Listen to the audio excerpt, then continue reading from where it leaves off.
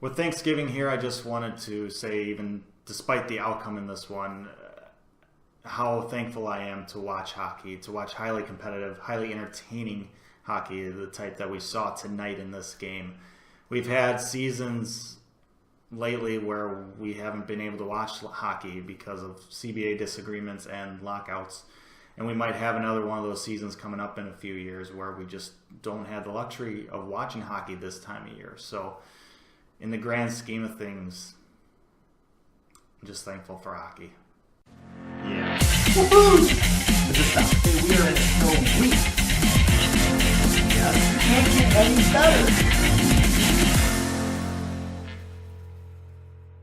Hello, welcome to Hawks Recap. Game 21 is in the books. Games have reached drinking age, so cheers to that.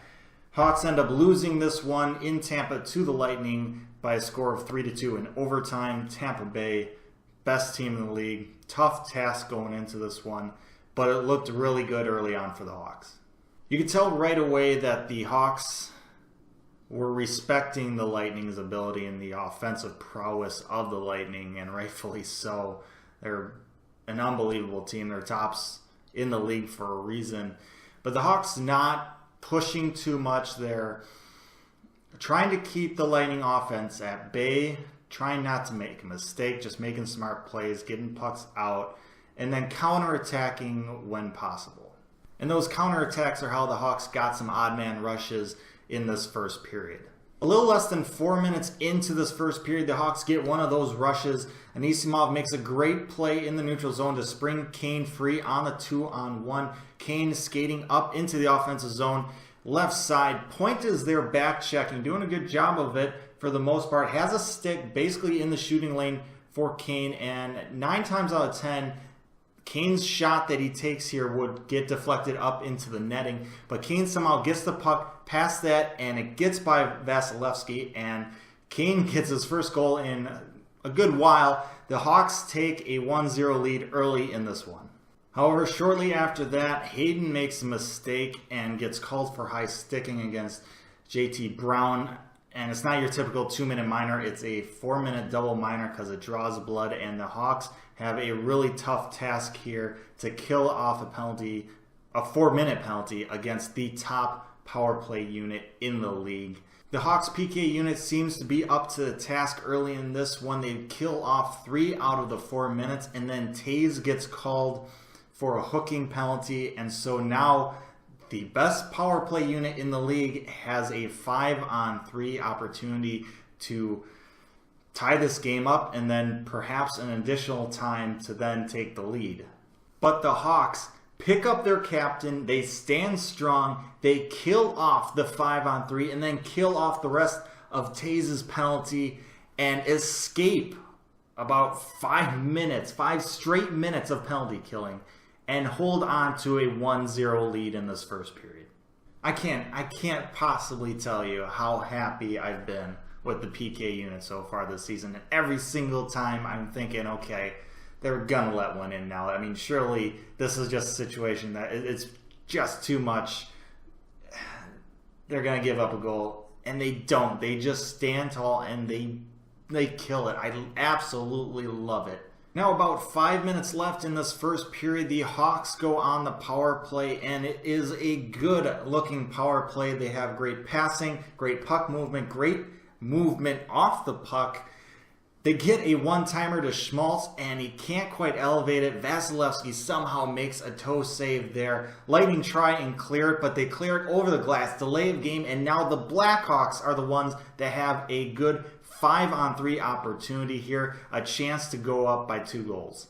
The Hawks continue what they were doing on the 5-on-4. Great puck movement, great passing, great movement off the puck rotation. Franzen makes a fantastic pass over to Kane. Vasilevsky has no idea where the puck is. Kane buries it in the open net and secures that 2-goal lead. The Hawks would end up killing off another penalty at the end of the first period, but take that 2-goal lead into intermission. A great start for the Hawks in this one. They outshoot the Lightning 13-11 in the first period, away from home against the top team in the league. You really can't ask for much more than that in this first period. Well, besides staying out of the box. wish for that.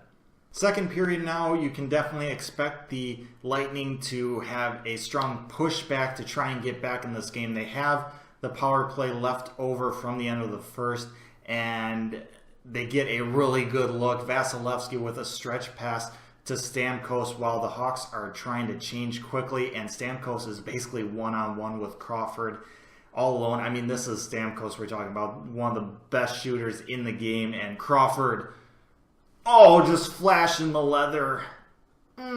Not today, Stamkos, not today. The Lightning would not capitalize on that power play, and then shortly after the power play ends, they commit a high-sticking infraction against Franzen, and the Hawks go on a power play early on in the second period and have the chance to go up by 3 goals. And boy, do the Hawks have a great opportunity, a golden opportunity. A bad pinch from the Lightning creates a 3-on-1 chance for the Hawks. Puck is on side stick, right side. He decides not to pass it, but instead shoots it far side blocker.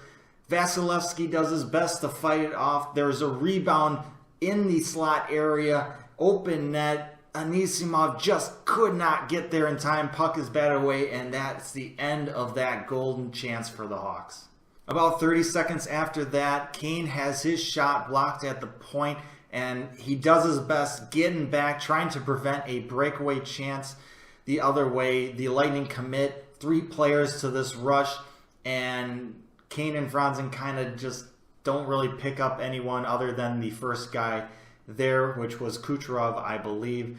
And the Lightning tic-tac-toe one-timer, and Crawford has no chance. And a shorthanded goal for the Lightning puts this to a 2-1 game. If Saad buries that, or that chance in general just gets that goal, we're talking about a completely different game. Instead, the Lightning score shorthanded and make this game a 2-1 game instead of a 3-0 lead for the Hawks. I mean, that's just 2 completely different ball games right there. The Lightning grab momentum from that shorthanded goal for pretty much the rest of the game. Just a golden chance, and it just flips over terribly for the Hawks. The Lightning would outshoot the Hawks 10-6 in the second period, but the Hawks would hang on to that 1-goal lead going into the third. First shift of the third period, the Lightning have sustained offensive zone time. They put a puck on net. There is traffic. There's a rebound. I don't know if it's a rebound or it just hits someone in front.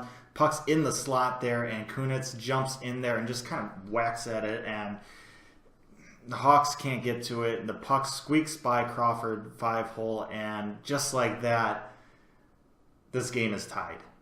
The rest of the third period was, it was like flashbacks to the 2015 Stanley Cup final between these 2 teams. I mean, this was intense. There were no penalties in this third period, so it was just simply back and forth, straight up 5-on-5, entertaining hockey.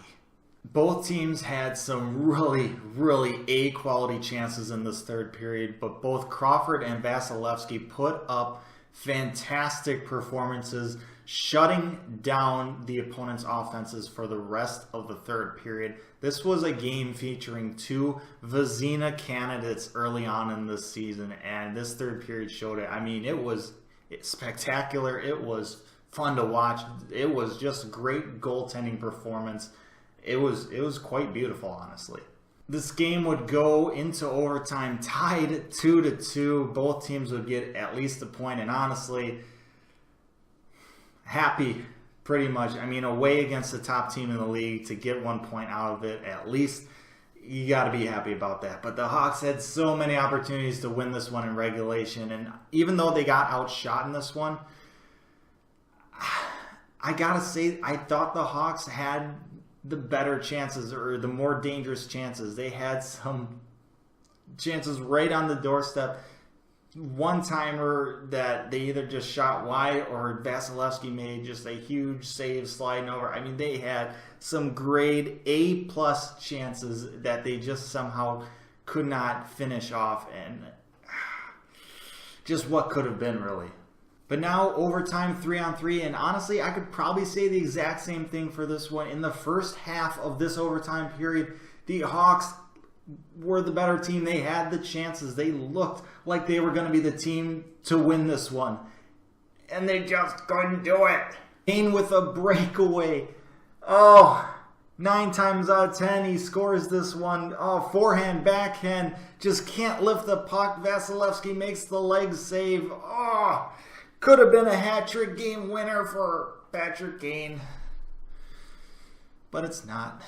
Schmaltz commits a slashing penalty at the other end, and yeah, you may call it soft, but this is something that's being called all around the league, and it's been called all year, and it's not a penalty in other years, but this year it is, and that was the correct call, and it's a penalty whether it's regulation or overtime. It doesn't matter when it is. It's consistently called, and Schmaltz goes to the box, and the power play unit for the Lightning, the best in the league, they finally capitalize on it. The Hawks are aggressive on the PK, but just get a bit undisciplined. And it's basically a 3-on-1 situation against Ruda and tic-tac-toe, and Crawford has no chance. Point buries it for the Lightning, and the Lightning win this one by a score of 3-2 in overtime. Oh, disappointing. Disappointing. Could have won this game. We got a point. We got the loser point. And this game was very entertaining. It definitely reminded me of playoff hockey, for sure. And to have playoff style hockey in November, that's something I'm thankful for. That was a fun game to watch, and I hope the outcome doesn't ruin your Thanksgiving. And with that all said, let me know what you're thankful for with this team. There's a lot to be thankful for especially the past 10 years here with this core. But let me know. I'm excited to hear what you have to say in that regard. Up next for the Hawks, they stay in Florida to play the Panthers Saturday night. Not as good or dangerous of a team as the Lightning, but a team that is still pretty darn good, has some talent. Probably a team underperforming so far this year. They actually beat the Maple Leafs 2-1 in overtime tonight, so take that how you want to. But we should look to see how the Hawks come out on Saturday against this team, how they respond after giving up the 2-goal lead in this one. Hopefully the Hawks show up. Hopefully they put on a good performance, and hopefully they come out with 2 points. And with that, thank you so much for watching this episode of Hawks Recap. I really hope you enjoyed it. Let me know your thoughts on the game and the team's performance down in the comments section below. Like, share, subscribe. Do what you want to do YouTube-wise. I can't make you do anything. I appreciate anything you do, though. Do. Most of all, though, enjoy your Thanksgiving. Enjoy family. Enjoy the food. Enjoy some football if you're into that. Stay safe. Make good decisions. And I'll see you next time.